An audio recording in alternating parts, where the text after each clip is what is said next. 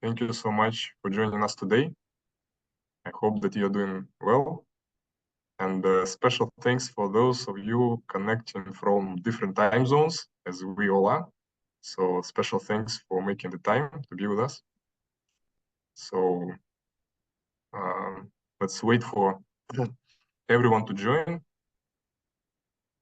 And also the good thing today is that soon UAE will celebrate 53rd anniversary. So it's been more than 50 years of incredible growth and a lot of success. So it's for such a young country, I believe it's quite achievement. So maybe we'll wait a couple of minutes and then start, I think.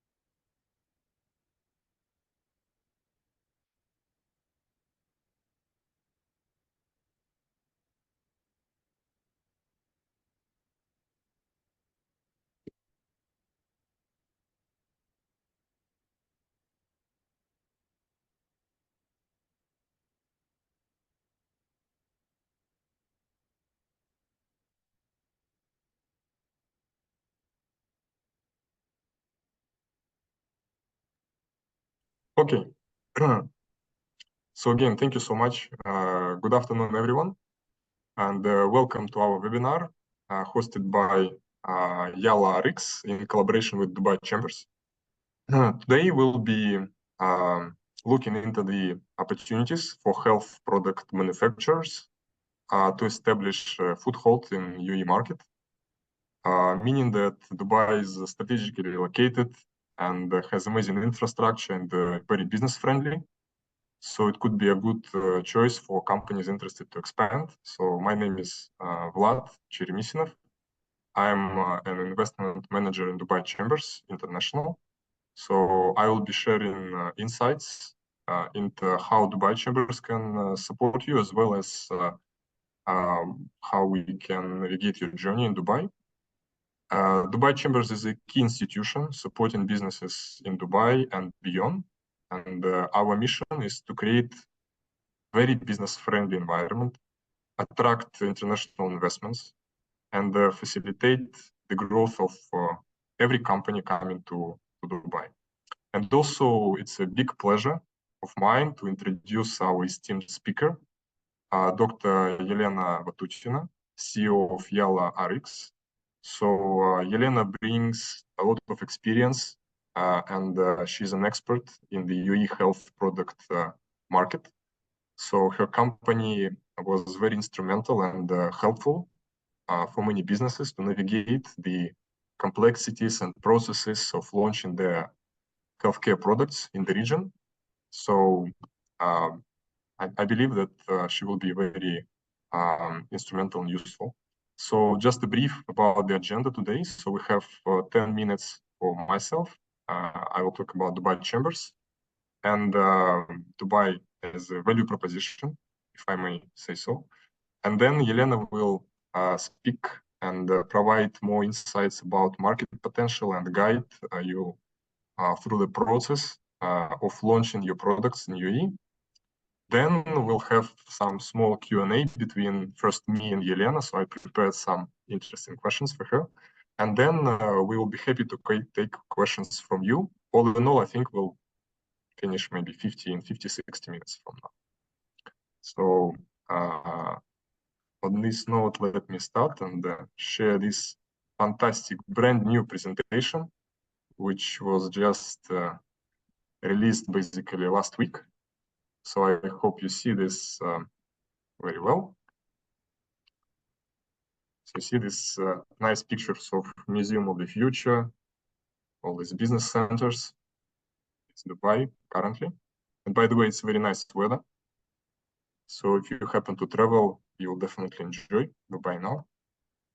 So Dubai, as you well know, is a global hub. So it's one of the major value propositions of the city. It's a global connectivity. Apart from this, it's extremely great place when it comes to tax. So there is no tax on any salary, dividends, capital gains, etc. And also the city itself attracts a lot of foreign direct investments, which is a great signal of transparency and power of the region and the city in particular.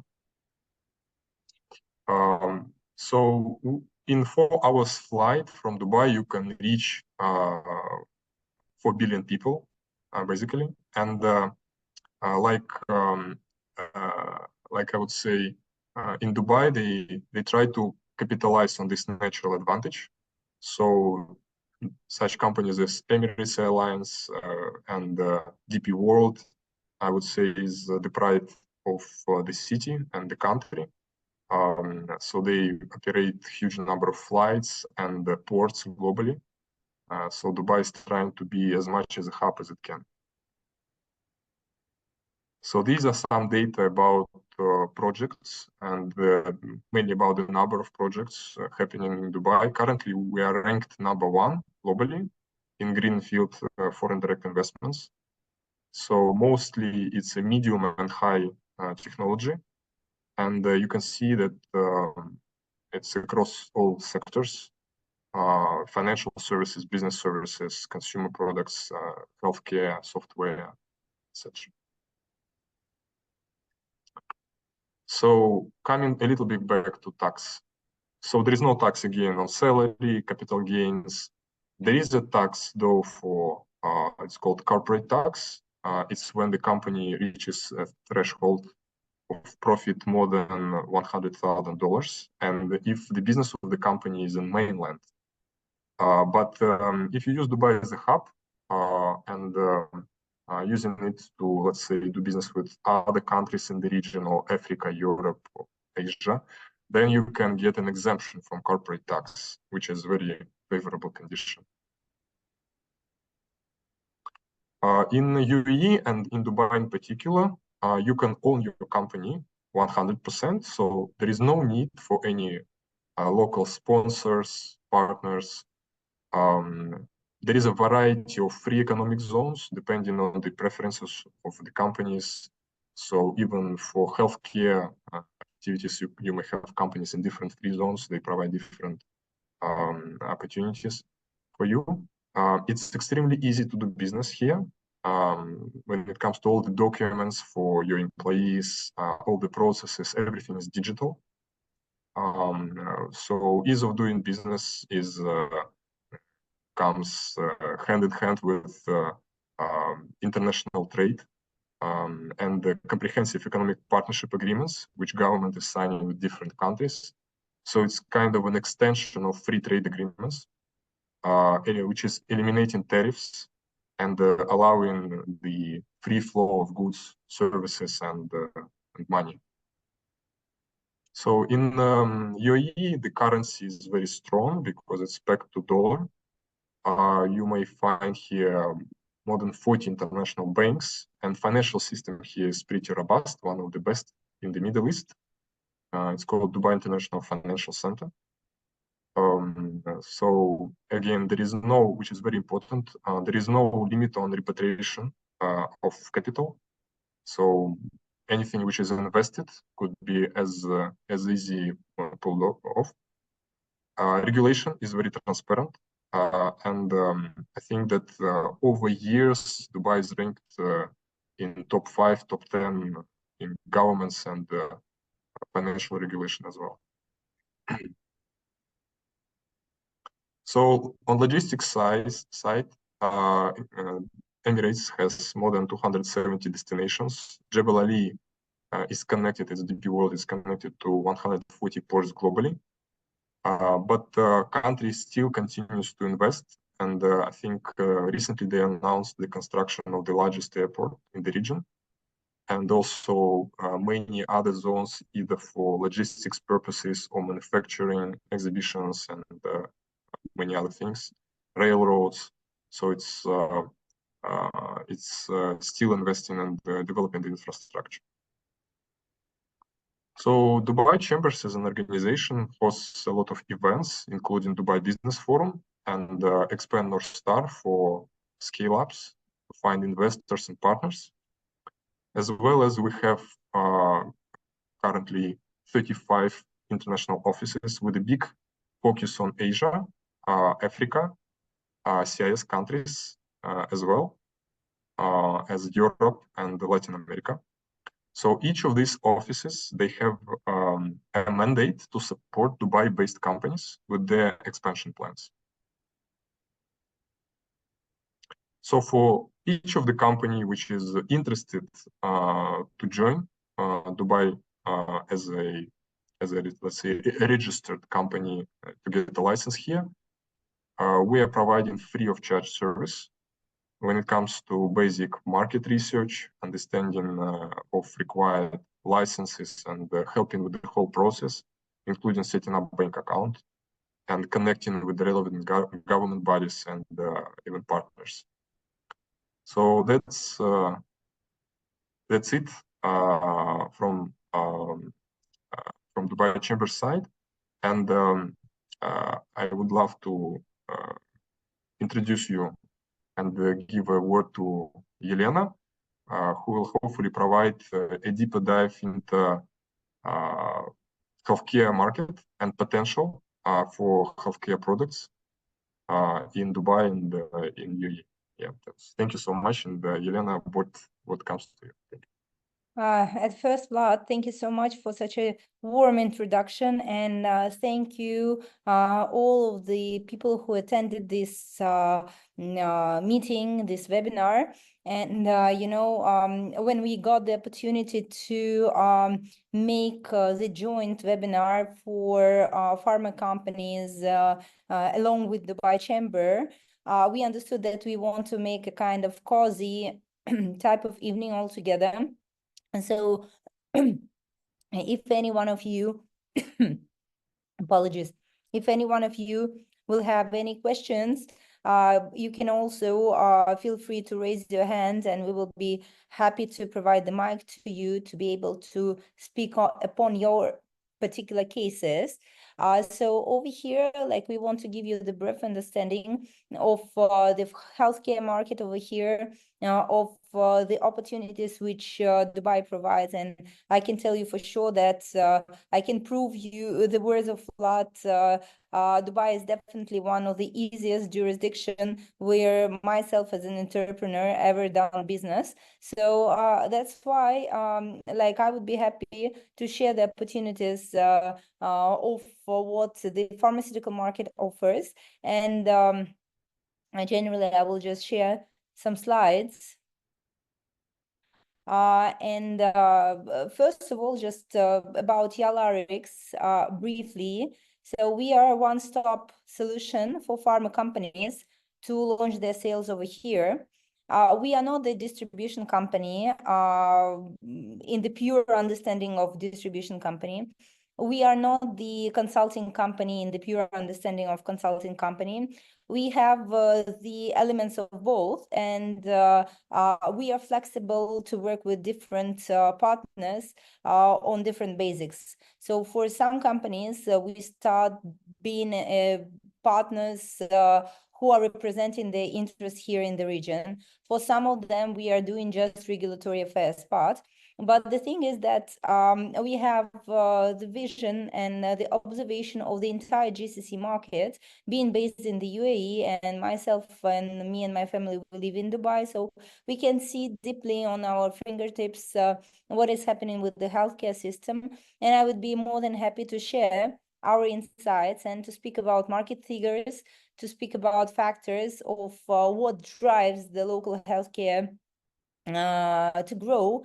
to show some use cases of multinational companies and to show the gap which reflects the necessity of molecules here in the region. And actually, this is a great opportunity for foreign companies to launch their sales over here. And also, I would be happy to share my own observation of different market models, go-to-market models, and pros and cons of each of this model, so that you would be able to understand which suits you the most, and to understand if you would love to make your establishment here in the market, and to find some partnership for the GCC. So let's move on. Actually, the GCC market is quite big, and entire GCC, 6 countries of GCC is approximately $6 billion, 20 billion of US dollars in terms of potential revenue. But if we look at the UAE itself, it's approximately 5 million, 4.63 billion of US dollars in terms of the market size. And the most attractive thing is that this market is fast growing. So the annual speed of growth is approximately 12.73%, which is incredible for different markets. If we take the entire MENA market, IQVIA declares the speed of growth of approximately 9%. But if we look at GCC and United Arab Emirates itself, it is more than 12%, which makes this market more than attractive for the companies to come over here. Moreover, the local governmental bodies, they are doing everything what they can do to reduce the barriers for companies to establish their production sites over here, to establish their scientific offices here, to establish drugstore licenses here, and to reduce the requirements when it goes about registration. So in example, if the medicine is already registered in European countries, which are meant to be reference countries, so this allows the molecule to jump into the market only within 3 months. So I do not know any other market on the planet which allows this speed of market entrance for the pharmaceutical products. So if your production site is filling the requirements of local Ministry of Health and Prevention regulations, so then this is a very attractive market to make a fast scale internationally. So, and if we look at the potential growth, so if right now we are evaluating the market of approximately 5 billion of US dollars, so we understand that by the end of 2029, it will be potentially doubled. So this is the great opportunity, and we can see the lack of molecules, which I will speak about a little bit later, so that you will be able to see that market is not just fast growth, but it's also hungry for new molecules. So market is actually dependent on import. And if we compare some market data from, let's say, Austria or Belgium in terms of insulin type of molecules, or registered opioids type of molecules, or different painkillers, so we can see that the coverage of the molecules per capita is very small over here in the UAE. So, and that number of molecules of the similar category of medicines in the equivalent number of population is much higher in Europe rather than over here. And this is understandable because our pharmaceutical market was developing in Europe since the beginning of the 20th century. And over here, we can see the boom of the market just within last 25 years. So here is lots of things to be done, and lots of niches which are opened. And like we are able to provide this analytics to any of the company who requires this. So we can validate the portfolio to see what are the gaps in terms of what you are providing to the what you are producing, and what is the market needs over here in the region, over here in the UAE. So to see which molecules will be highly potential over here. So let's say I would never advise any company to come here with simple paracetamol or ibuprofen, because the market is overflooded with such type of medicines. But if you're producing some sorts of heparins or insulins or any other life-saving medication, this is the time to come over here. And if we look at the figures, and this is the figures actually which we prepared being based on the data of Ministry of Health and Prevention of the UAE. So UAE is very dependent on import. And just 3,000, so generally the number of molecules registered in the country is a little bit more than 13,000. And around 3,000 is the locally produced molecules. 1.3 thousand is molecules which are produced within the GCC region, means majority of them are produced either in Saudi Arabia, or also there are some production sites which were established in Oman. But generally, the impact of GCC countries to the general portfolio of the UAE is quite tiny. And more than 9,000 of molecules are being imported from other countries. And which countries are there? So as you see, the most popular countries to import molecules from are European countries. And I need to say that Western European countries like Germany, UK, Switzerland, France, Italy, and Spain, these are the reference countries, what we call the first list, which means that if the product is being sold within these countries or being registered within these countries, means it has the priority for the registration here in the UAE. And means this type of production site will have the priority in terms of accreditation of the production plant and in terms of registration of the molecule itself. So as I have already said, the time frame for such type of countries is approximately 3 months. And I can say that even the products which are produced in Saudi Arabia and which are being sold in Saudi Arabia do not have these preferences.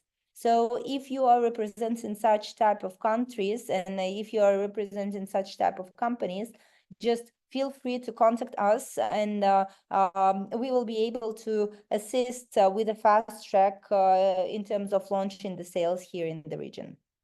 So if we look at the molecules of the big pharma, so we can see that the number of molecules which are registered here in the country and which is there in the portfolio of, let's say, Bayer, is around a half of the entire molecule of these companies.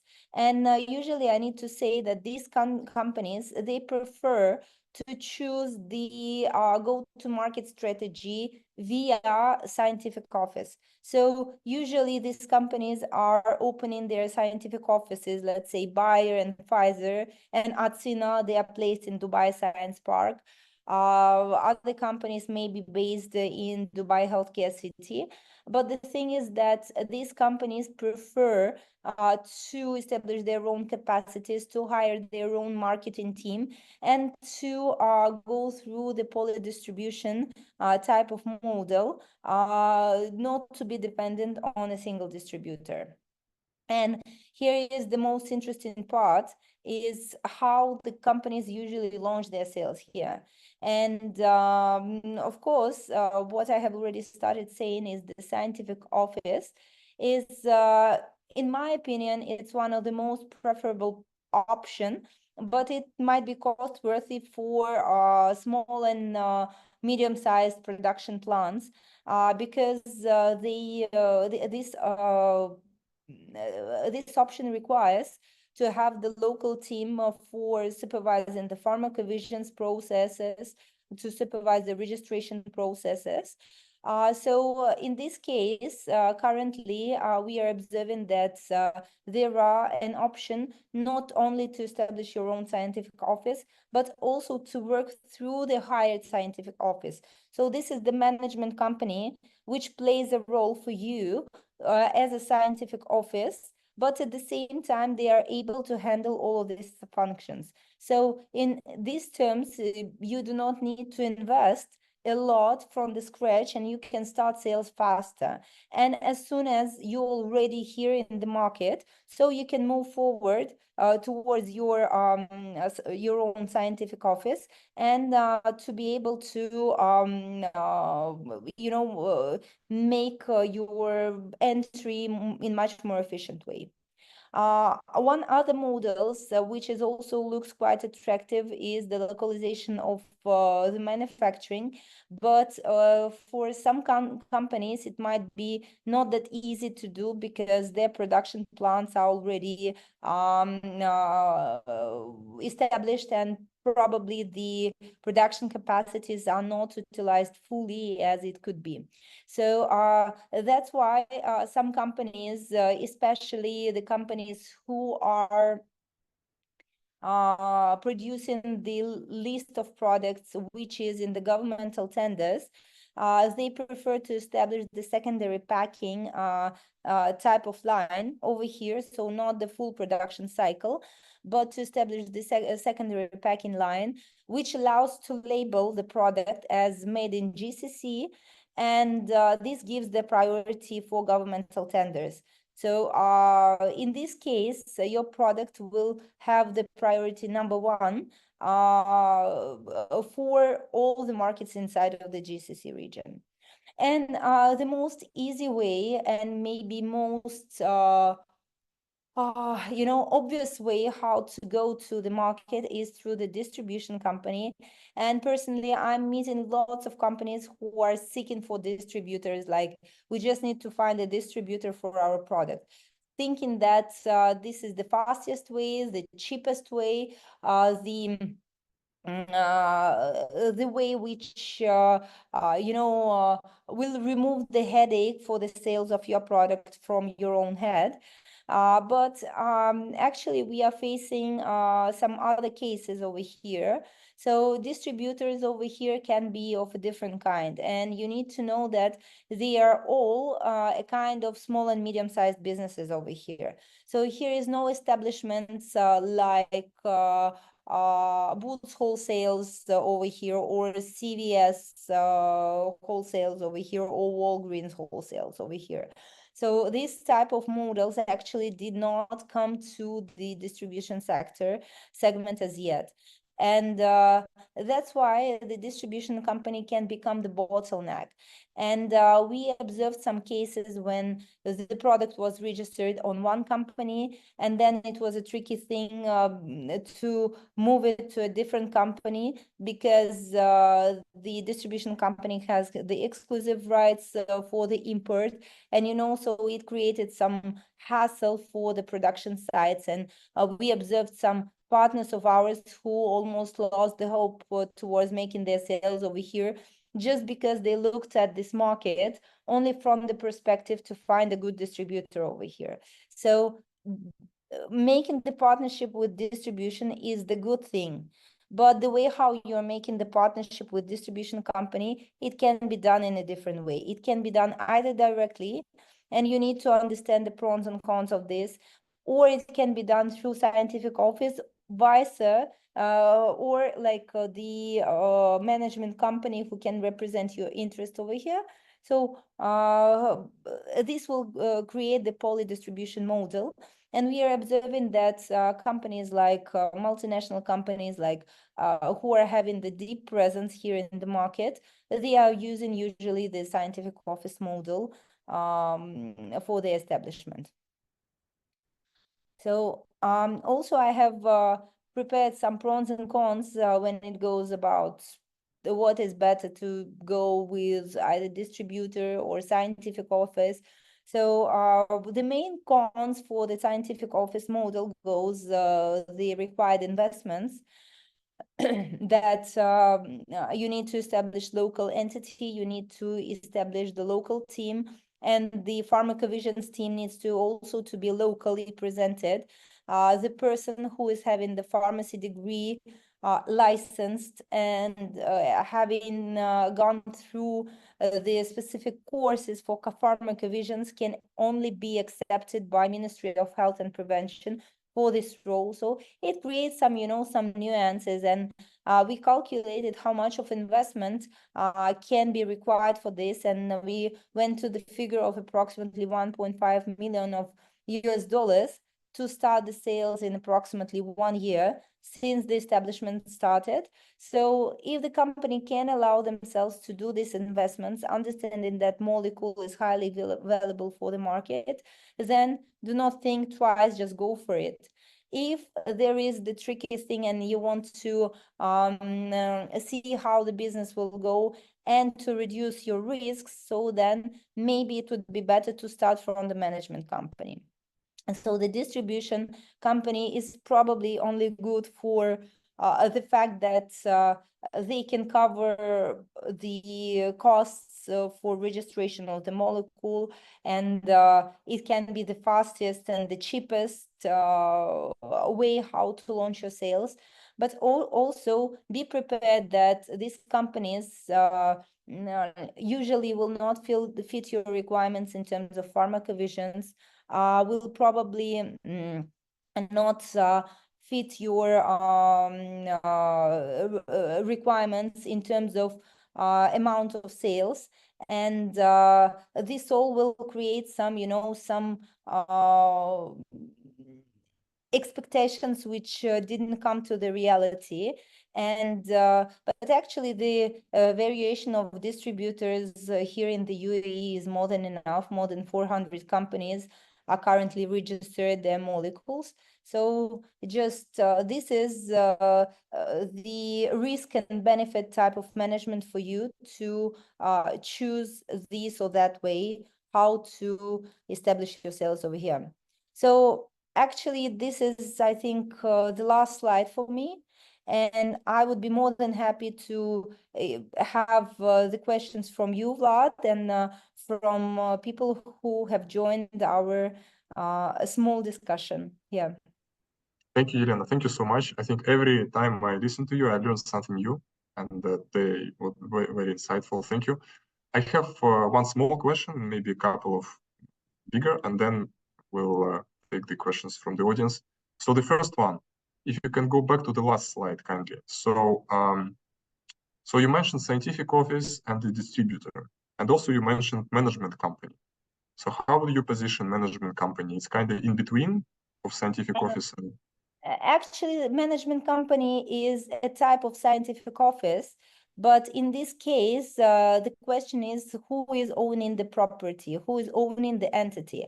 So if this is the management company, so means this company is already established in the region, is holding the required licenses, and you do not need to spend your time, money for hiring the team and all of that. So because it's already there. So actually, this is something like when you have your property and you are hiring the agent to work on your behalf, to give your apartment to let. So this is the same scheme. And actually, the scheme works good for companies who do not want to get like invest 1.5 million of US dollars, because the situations can be different, and want to reduce their risk. So they want to start sales first and then to go with their own establishment. So such type of management company, you can make the agreement in the way that meanwhile, until the establishment, the own establishment of the company is done, so the registration dossier is being held on the license of this particular company. But as soon as the establishment is done, so the company can withdraw the registration certificate and to move it under their name. So this will help to start fast and to split the investment for the longer period of time. So for companies tier 2, 3, 4 who are not multinational companies and who are having local sales in one region, an example, this might be a good option for how to start their journey in this region. Okay. So my next question is, what do you think, how easy it is to distribute the products if you, let's say, register a company in Dubai or UAE to other Gulf region countries? So I see that there is a lot of products coming from Saudi Arabia to UAE. Is it the same case vice versa, or it's much more complicated? I would say that it's not that complicated, and if the product is already presented in GCC, especially if it's through the local manufacturing goes as produced in GCC, it's super easy to go to Saudi Arabia or super easy to go to Oman, Qatar, Bahrain. So, and if you ask me, yes, Saudi Arabian market is quite big, but the fastest growing market right now is Oman market. So, and this is more promising market. Moreover, it has a strong border and strong relationship with the UAE, and this is also the place to look at if you look at the opportunities to export from the UAE. But also we are observing the cases that because UAE is a great hub, especially if we take Emirates Airlines, they're super great in terms of logistics of medicines. Even if it goes about medicines which requires the special regime like narcotic medicines or nuclear medicines, so they can handle all of this logistics. So we understand that this is a good place to hold the stock for African countries. So African countries are very keen to do direct purchases and are very open to deal with the UAE placed companies. So, and the demands of even simple molecules over there, let's say azithromycin or amoxicillin, is is very huge over there. So that's why I would say that Dubai and the UAE is not just a great hub for the local market, I mean GCC, but also to look at opportunities in Africa. And maybe one very last question from my side. So let's imagine perfect case scenario. So we have a company from Europe or US, maybe Latin America, and they have all the certificates, let's say European certificate or FDA certificate, and they want to set up operations here and start sales. So I noticed, so you give them 1 to 1.5 years for the whole process. Can you briefly break down this? So how much time it will take them, and what are the main steps, and what are maybe main mistakes that could be made, which will prolong this journey? It depends on the country of origin.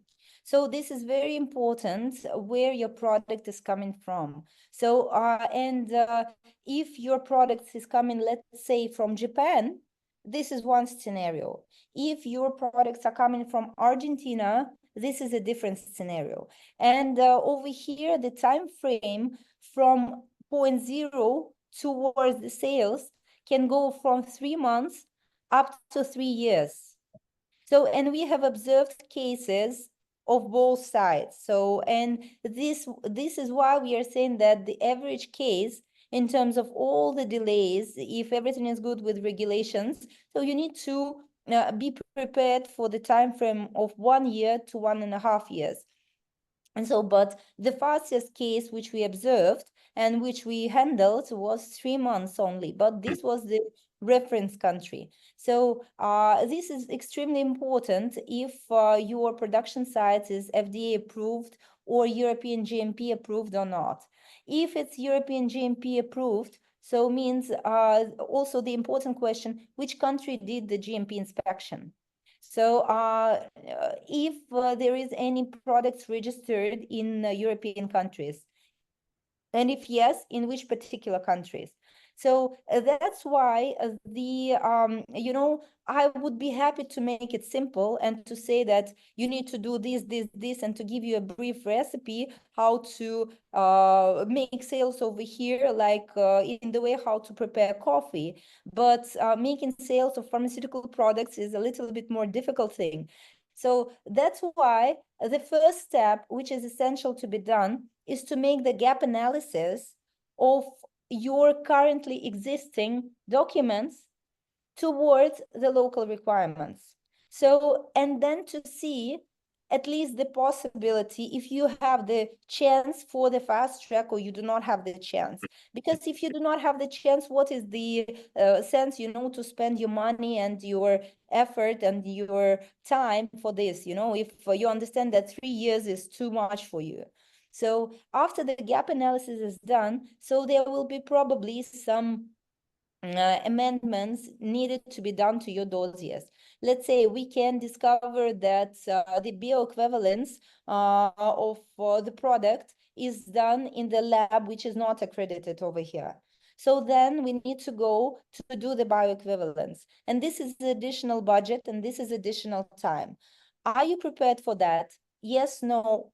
This is the question. So if there is, let's say, the injection type of formulas, which do not require the bioequivalence, then it makes it easy. Then we can do the validation of the molecule if it is like what is the estimated sales volume over here, so that you can understand if the costs for registration and for go-to-market investments is worth paying in terms of the potential revenue.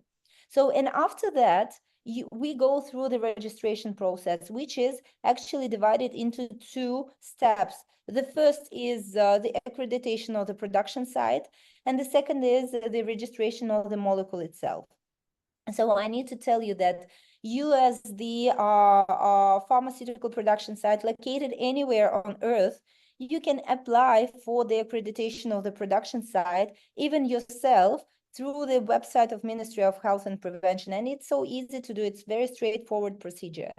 If the production site is European accredited by the reference country, there will be no inspection. Highly likely there will be no expansion. I can't say on behalf of Ministry of Healthcare and Prevention, of course, but whatever cases we observed, there was no inspections of this kind.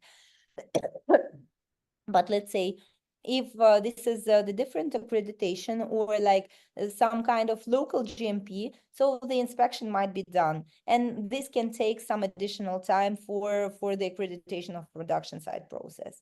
So, and then the application of the dossier, we had cases when we registered products of non-European GMP compliant sites, when we just made the case showing that local requirements are equally high as the requirements of the European countries. So there, and if let's say this product is in high demand in the UAE, so this is the B2G work which is needed to be done to make it happen. So, and if there is any specific requirements, I would be happy to discuss it either right now or you can contact us at any time. Our team would be happy to assist with all the regulatory affairs part, with the consultancy in terms of how to work with distributors, or maybe to make a kind of matchmaking with current existing distributors for you. Thank you. It's amazing. So maybe we can take some questions from the audience. I don't see anything in the chat, to be frank, but I think we can make it as simple as that. Just raise your hand, unmute yourself and ask, or maybe type the question. So whatever option you prefer, you're welcome. It's your fantastic chance.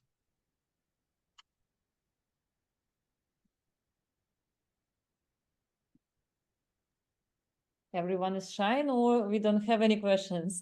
Just curious to know. You covered everything.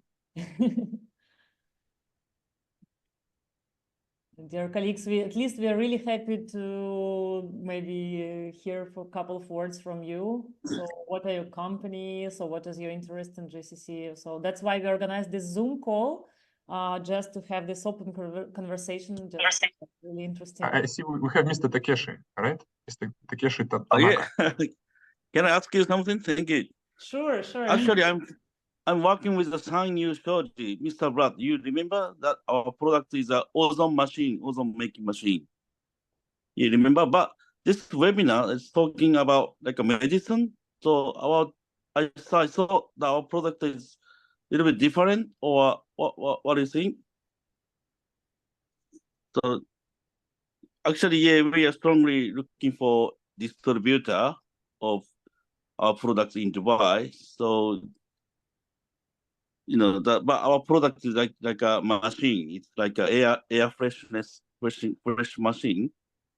Is that okay to working with you, or just Like yes? when it goes I'm about wondering. us, Yes. when it goes about us, we are actually specialized in pharma, and whatever is happening in pharmaceutical market, we can assist. But when it goes about any sort of devices, even if it's medical device, let's say MRI machines or ultrasound machines, this is actually our specialty. So that's why I believe that Dubai Chambers is the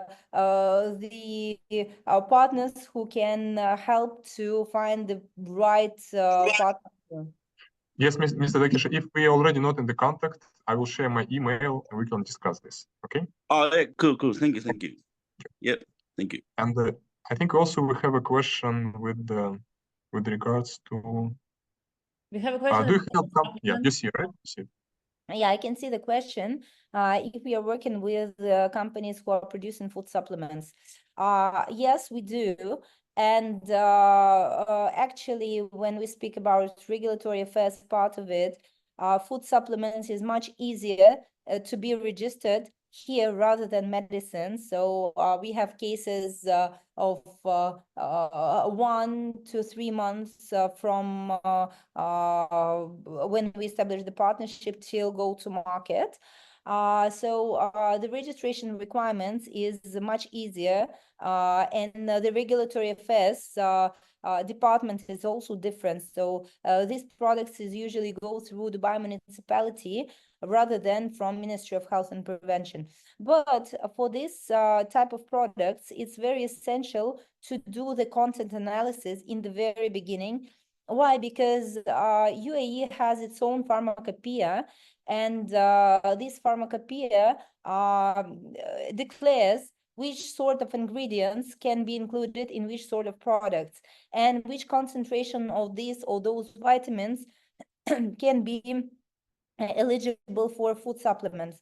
So we face the cases when the food supplement product being produced as food supplement in the country of origin was classified over here as the general sales medication. So why? Because this product's content was with melatonin. So and melatonin can be only for medicines. So, and that's how before start working with food supplements, we usually do the content analysis first to understand which reference regulatory affairs body will be eligible to file the application to, and how we should move forward. So that's why food supplements, on the one hand, it looks a little bit more easy, but on the other hand, it looks a little bit more tricky in terms of the content. And if, let's say, if we work with food supplements, we also are able to do some additional market activities for such type of products. And because this type of products is eligible for sales, not just in the pharmacies, but also on marketplaces and for the online delivery. So that's why it's we are a little bit more flexible in sales channels.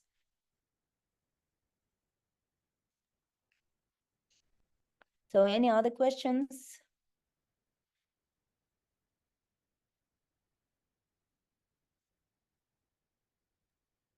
Looks like no. Yeah, but we are happy to continue conversation online, and actually we are ready to have a personal call with all of you who is interested in some particular information like regulatory affairs, marketing, etc., etc. So we're happy to help here. So welcome. We mentioned our email, but also welcome to contact us through LinkedIn, for example. So it's upon your convenience. And thank you very much for joining. So we see our clients, we see our partners here. It's very nice that many of you joined. Thank you very much. So should we wrap up? Yeah. Yeah, I think so. So thank you for your time, and